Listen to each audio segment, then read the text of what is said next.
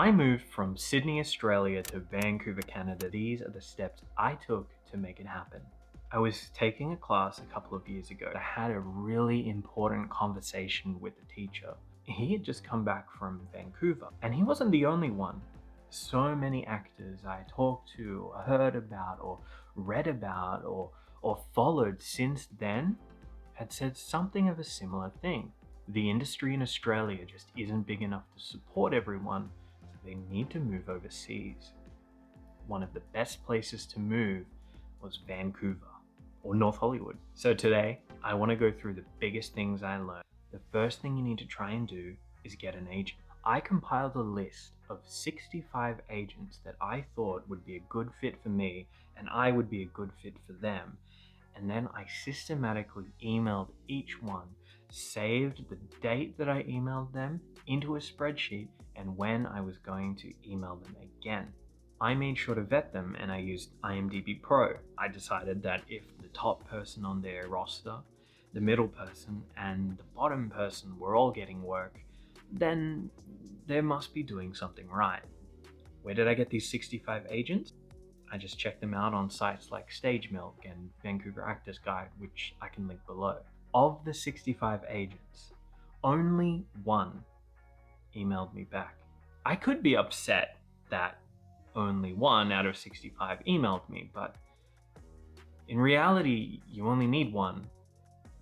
I've heard a lot of conflicting advice about emailing agents, from never cold email to always cold email and then cold email again to follow up. The approach you take is really up to you. For me, the solution was obvious.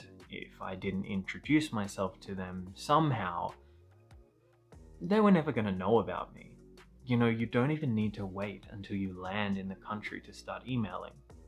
You can start that process before you even jump on the plane, so you have something to look forward to. A lot of my preparation time was spent on my documents. Make sure you read everything that the Canadian government requires of you. I was very careful to read everything and submit every document on time, and I got through with almost no mistakes until the very end when I was about to leave the country. We need to have health insurance. If I had arrived without this, and I had missed that tiny detail, I might have gotten turned away at the border. Access material. You are going to need a demo that's in your best US accent. Your Australian accent is only going to get you so far. Make sure that you have good footage and good headshots to submit.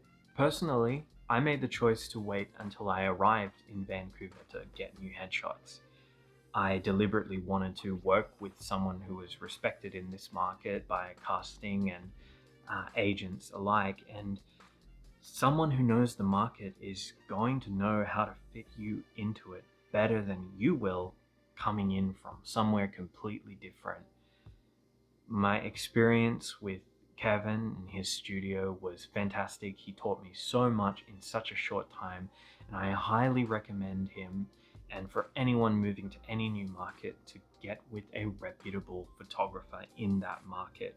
Resources to use while you're in Canada. Australia and Canada, although they might seem similar, there's a lot of key differences. If you're looking for an apartment, you need to get on Facebook Marketplace as soon as you can. Some people will tell you Craigslist. In my experience, there was nothing but scams on there, and Facebook Marketplace was way easier. If you don't have a day job lined up, make sure that you've got some bank statements, basically to show you're good for it. In Vancouver, they say BC, British Columbia, actually should stand for bring cash because of how expensive everything is. We got recommended a bank called CIBC. Now, they have a great account for new arrivals, and it's perfect if you're coming on the IEC. It has no fees for the full 2 years of the working visa, and if you use my referral link below, you'll be able to get $50 deposited straight into your account, and so will I. Get familiar with the Vancouver Actors Guide, or the VAG, as I like to call it. It's a free-to-use site where tons of indie, student, and some professional projects are being posted. If nothing else, it'll be a place where you can get some self-taping practice while you're establishing yourself, looking for classes, and signing with that agent that we all need.